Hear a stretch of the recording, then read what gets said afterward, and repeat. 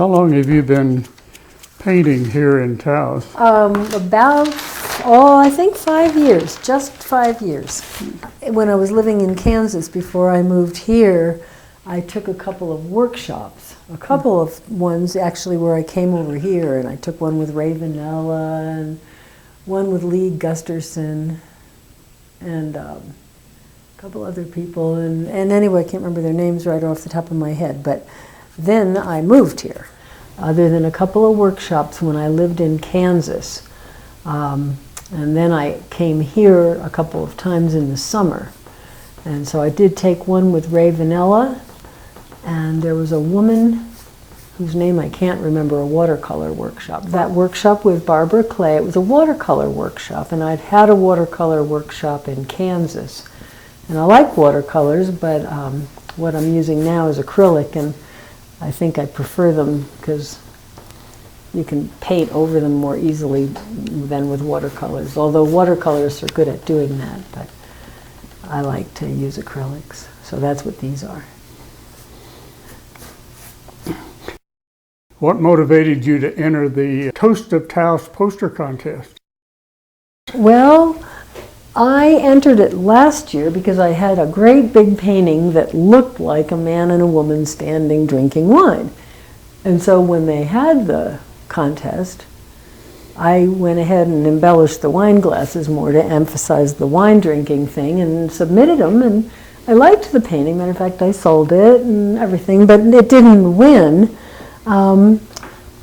But people liked it. It just wasn't very Taos-y looking. It wasn't Taos-y looking at all. So I thought, well, this year, when they offered it again, I would really get into the wine tasting and the Taos, because I like both.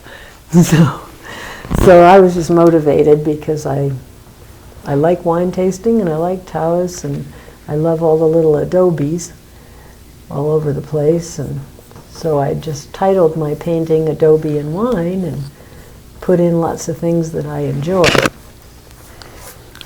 I'm sure you were pleased to be the winning recipient. Were you surprised? Yeah, I was. I mean, it was funny because part of me, I worked really hard on that poster because I got into it. I mean, it wasn't painful work. I really enjoyed it.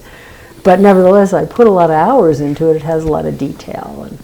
And, you know, I thought, oh, it would be fun to win, but I didn't actually expect to. But I was really happy that I did. Oh, good. Because I never won anything, like I told John over at the hospital. He works for the foundation, that I'd never really entered anything or won anything. So this was a big first. What happens at this stage of the process? It seems to me, and I wasn't here all last summer for it, but I did go to what they had, sort of a gallery touring thing.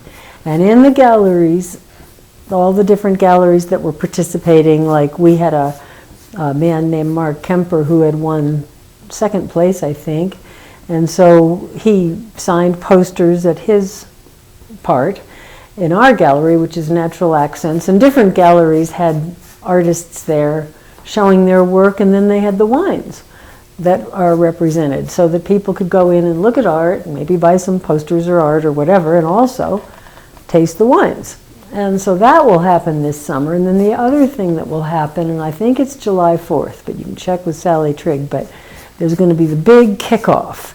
And the big kickoff will be wine tasting from vineyards all over Colorado, New Mexico, I think Arizona, Oklahoma, I think Texas, and it'll be fun. It'll be wine tasting, and that, last year we had it at Taos, and I'm not sure where they're having it this year, but that was a very festive kind of a kickoff event. And then there will be these dinners where they'll pair the courses with various wines, and that'll be a big piece of the fundraiser. I noticed a lot of paintings here in your studio. Yeah, they all need a little work. That's why they're in here. Do you have certain things you like to paint, or how do you go about deciding what to do? Well, today I'm working on these three that are on the easels. Because this is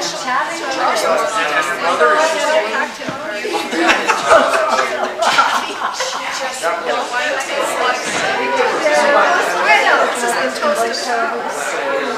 they had, yeah, they had a